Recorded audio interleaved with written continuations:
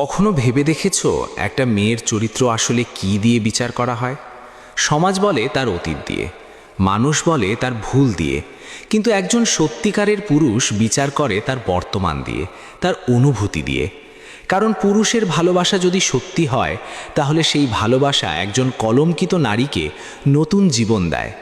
যে মেয়েটাকে সবাই আঙুল তুলে দেখিয়েছে, যাকে বলা হয়েছে খারাপ, একজন সত্যিকারের মানুষ তার হাত ধরে বলে, তোমার অতীত না, তোমার মনটাই আমার কাছে গুরুত্বপূর্ণ। আর সেই ভালোবাসার ছোঁয়ায় সে মেয়েটা আবার বাঁচতে শেখে, আবার নিজেকে বিশ্বাস করতে শেখে, আবার পবিত্র হয়ে ওঠে। কারো চোখে না, নিজের চোখে। কিন্তু যখন ভালোবাসা মিথ্যা হয়, তখন গল্পটা পুরো উল্টো হয়ে যায়। একজন নিষ্পাপ মেয়েও তখন অপবিত্র হয়ে যায়, কারো কথায়, কারো আচরণে। কারণ মিথ্যা ভালোবাসা শুধু ভাঙে না, সে অপবাদ দেয়, দাগ লাগায়, আর ভিতর থেকে শেষ করে দেয়।